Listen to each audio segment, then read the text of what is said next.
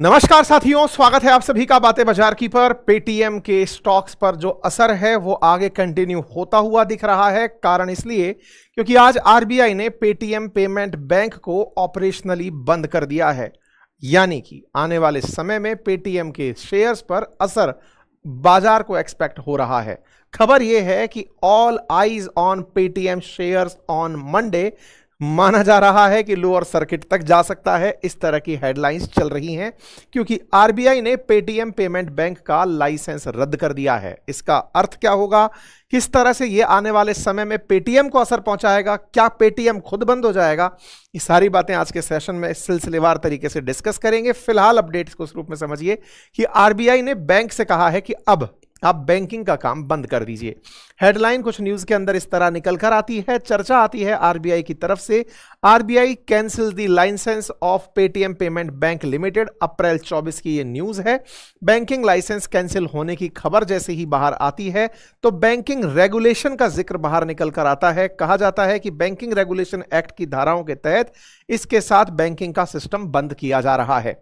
अब यानी कि पेटीएम पेमेंट बैंक अपने बैंकिंग के ऑपरेशनल्स रोक देगी। क्या है पेटीएम की कहानी, मल्टीपल टाइम डिफरेंट सेशंस में डिस्कस हो गई है, लेकिन इतना जान लीजिए कि जिस चीज को बंद किया गया है उसकी स्थापना 2017 में हुई थी।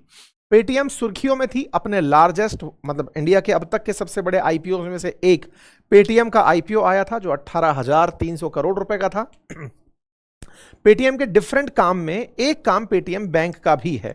यानी कि पेटीएम जितने भी प्रकार के काम करता है, चाहे पेटीएम यूपीआई हो, गोल्ड हो या फिर फास्टैग हो, इन सभी काम के अलावा एक काम इनका पेमेंट बैंक का भी है, जिसकी सर्विसेज थी सेविंग और करंट अकाउंट ओपन करना, वॉलेट देना, डेबिट कार्ड देना, फिक्स डिपॉजिट लेना और फास्टैग सुविधाओं को कनेक्ट करना। उन पर अब असर पड़ता हुआ माना जा रहा है। लेकिन इससे पहले कि आगे बढ़े, पहले यह जान लें कि आफ्टर ऑल ये पेमेंट बैंक होते क्या हैं। तो सबसे पहली पॉइंट तो ये कि जब आप किसी बैंक का नाम सुनते हैं तो सबसे पहले दिमाग में अपनी कमर्शियल और प्राइवेट बैंक्स आने लगती हैं।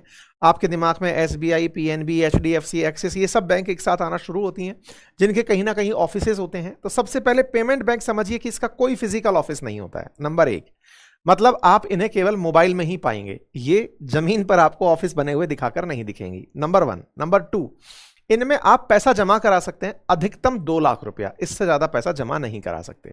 इनसे आप लोन नहीं ले सकते, अर्थात आपका पैसा जमा तो है लेकिन आप लोन नहीं ले सकते, आप उस पैसे का उपयोग पेमेंट्स में कर सकते हैं। नंबर तीन, इनके पास जो धन आपने जमा कराया है उस पर इंटरेस्ट आप प्राप्त कर सकते हैं। लेकिन सवाल बनता है, जब पेमेंट बैंक आपको लोन नहीं दे रही हैं तो फिर इनके पास कमाई कहां से होगी।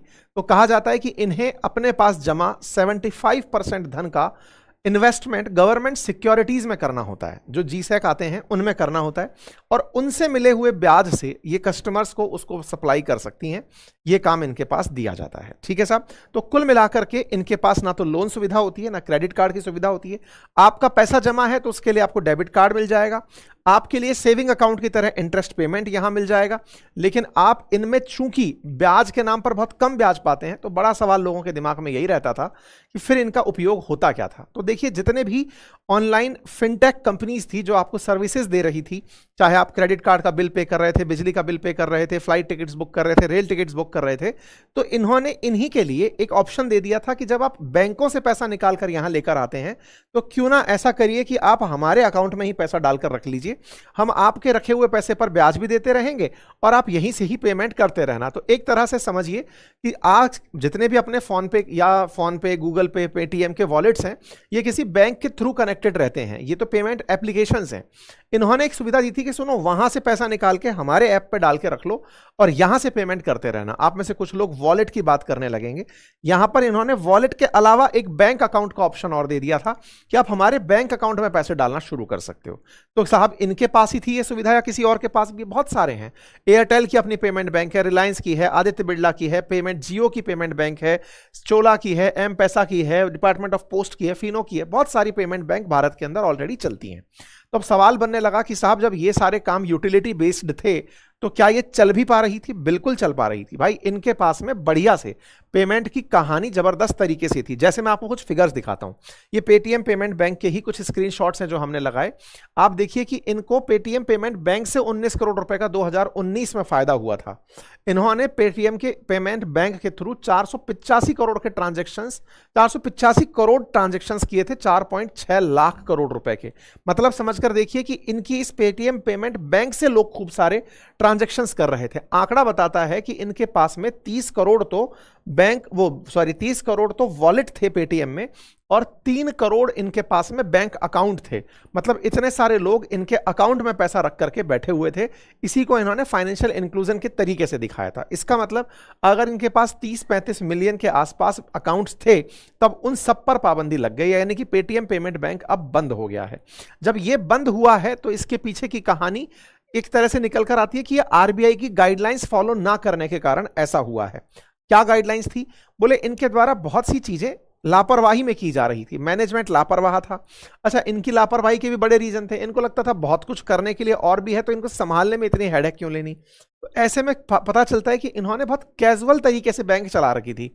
कैजुअल तरीके से चला रखी थी इसमें मतलब ये था शर्तें तोड़ना। आरबीआई ने मना कर रखा है नया अकाउंट मत जोड़ना, तब भी जोड़ रहे हैं। मैनेजमेंट लापरवाह होता जा रहा था, ग्राहकों का नुकसान भी हो रहा है। कहा जा रहा है कि इनको 2 साल पहले बंद कर दिया था, उसके बाद भी 800 करोड़ रुपए इनके पास अभी भी अटका पड़ा है, मतलब पैसा वापस नहीं हुआ है। तो काफी सारे लूपहोल्स आरबीआई इनके निकालते चली जा रही थी और बार बार इन्हें टोक रही थी कि आप गलती कर रहे हैं। इसकी जानकारी 2022 में इनको दे दी गई थी कि आप गलतियां कर रहे हैं, आपको हम लाइसेंस से रोकेंगे। ये 2022 की घटना है जब इन्होंने आरबीआई ने इनको कहा था कि देखो या तो अपनी जो गलत प्रैक्टिसेस हैं वो रोक दो, ऑन बोर्डिंग न्यू कस्टमर्स की रोक दो, हम अदरवाइज आपकी दिक्कत खड़ी करेंगे। इनको 2024 में फिर कंप्लायंस को लेकर के फिर से याद दिलाया गया कि नए कस्टमर मत जोड़िए, आपके कंप्लायंस इशू हैं, आप सारे नियम फॉलो नहीं कर रहे हैं। एक पूरी लंबी फहरिस्त है। 2021 में इनको वार्न किया गया था सबसे पहली बार। फिर 2022 में आरबीआई के ऑब्जर्वेशंस बाहर आए। 2023 में इनको कहा गया कि अपने पास नए कस्टमर मत जोड़िए, बैंक अकाउंट मत खोलने दीजिए। 2023 में इनके रेस्ट्रिक्शंस को फिर आगे बढ़ाया। बढ़ते बढ़ते 2024 तक इनसे कहा गया कि जितने भी काम पैसे हैं ना सब रीसेटल कर दो। भाई साहब इन्होंने एक भी नहीं सुनी थी। फाइनली अब जाकर के आरबीआई को इस पे सख्ती से फैसला लेते हुए करना पड़ा कि इनका लाइसेंस ही रद्द करो, इनको अब काम करने मत दो। अब सवाल यह है कि लाइसेंस बंद हुआ तो क्या पेटीएम बंद हो गया? क्या नहीं। पेटीएम ऑपरेट किया जाता है 197 नाम की कंपनी के द्वारा, जबकि जो पेटीएम पेमेंट बैंक है उसमें 51% शेयर जो हैं वो विजय शेखर शर्मा के हैं और 49% जो शेयर हैं वो 197 कंपनी के हैं। तो 197 जो कंपनी है कम्युनिकेशन के नाम से जो चलती है, 197 कम्युनिकेशन, उसका पूरा पेटीएम ब्रांड है। उनमें से एक ब्रांड था पेटीएम पेमेंट बैंक जिसमें 51% मेजॉरिटी स्टेक्स विजय शेखर शर्मा के थे और इसका जो पूरा डायरेक्शन था या डायरेक्टर जो बोर्ड था वो पूरी तरह से सेपरेट था बाकी पेटीएम से। तो पेटीएम के जो काम है वो बकायदा अब चलते रहेंगे। लाइसेंस कैंसिल हुआ है पेटीएम पेमेंट बैंक का, लेकिन और जो पेटीएम के काम है वो बदस्तूर जारी रहेंगे। अब सवाल यह है कि उसमें अटके हुए पैसों का क्या होगा। तो कहा जा रहा है 800 करोड़ रुपए के आसपास का ऐसा डिपॉजिट है जो पेटीएम पेमेंट बैंक के अंदर स्टक है लोगों का, और उस पैसे के साथ दिक्कत ये हो रही है कि कोई लेने वाला नहीं आ रहा है। कारण क्या है? या तो किसी की केवाईसी नहीं हो रखी है या फिर वो खाते लंबे समय से निष्क्रिय, लोग पैसा डाल के भूल गए, क्योंकि रेगुलर बैंक में पैसा डालते थे वहां डाल के भूल गए, फिर बाद में जब केवाईसी अपडेट करने का समय था वो नहीं किया, और या फिर कुछ खाते ऐसे थे जो संदिग्ध थे जिन्हें संदिग्ध होने के कारण फ्रीज कर दिया गया। अब ये पैसा इनके साथ जो अटका हुआ है उसका क्या होगा? आरबीआई ने मल्टीपल टाइम लोगों को अवेयर किया है कि भाई हम इस बैंक को, जैसे आप और हम भी अवेयरनेस ही दे रहे हैं इस माध्यम से कि अब ये पेमेंट बैंक बंद हुई है तो आपका पैसा अगर वहां है तो उसे आप ओरिजिनल बैंक में ट्रांसफर कर लीजिए, प्राइमरी जो अकाउंट है उसमें किसी और अकाउंट को कनेक्ट कर दीजिए। फिर सवाल बनता है कि साहब मेरा यूपीआई चलता था तो यूपीआई चलता हुआ बंद हो जाएगा क्या? नहीं। गूगल पे, फोन पे, ऐसे ही पेटीएम, ये इनका यूपीआई तो अभी भी चलता रहेगा, क्योंकि यूपीआई में इन्होंने कुछ और बैंकों को कनेक्ट किया हुआ है। पेटीएम पेमेंट बैंक के थ्रू अगर आपका यूपीआई था तो अब आपको अपना प्राइमरी अकाउंट चेंज करना पड़ेगा, यानी कि इनका यूपीआई सर्विस पर कोई भी दिक्कत नहीं आएगी। ये पेटीएम ने खुद ने भी इन्फॉर्म कर दिया है और इन्होंने कहा कि हमारे सभी काम, Paytm app, Paytm UPI, Paytm gold, Paytm QR, ये सब साउंड बॉक्स वगैरह सब बढ़िया से चल रहे हैं, इनमें कहीं कोई दिक्कत नहीं है। वो प्रबंधन अलग था, ये प्रबंधन अलग है। तो कहने का मतलब यह है कि इनका जो पेटीएम पेमेंट बैंक है उसका काम बंद हुआ है। तो अगर आपका यूपीआई पेटीएम पेमेंट बैंक से जुड़ा हुआ था तो बस आपको थोड़ा सा परेशान होने की जरूरत है, मतलब बस अकाउंट चेंज कर लीजिए, बाकी सब कुछ वहीं की वहीं है। अब इसका नुकसान क्या होगा? वो सबसे बड़ा नुकसान तो ये है कि जितने भी ये फिनटेक कंपनी थी जो इस तरह के लाइसेंस लेने के लिए आगे बढ़ती थी, उनके लिए अब आरबीआई सख्त हो जाएगा कि तुम्हारा मेजर काम कुछ और है तो तुम ये लोग काम करने के लिए मांगते ही क्यों हो, तुम्हारा इस पे ध्यान तो होगा नहीं। तो इसलिए आरबीआई ने इनकी यात्रा सुनिश्चित कर दी। खैर, इससे इन्वेस्टर को नुकसान होगा। कारण क्या है?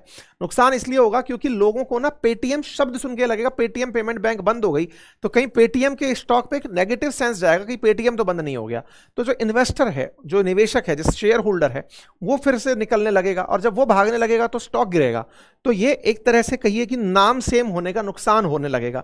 वो दिखना अभी आने वाले पिछले 5 दिनों से तो वैसे ही गिरा पड़ा था, मंडे के दिन इसके अंदर और कुछ ऐसा एक्सपेक्टेड है।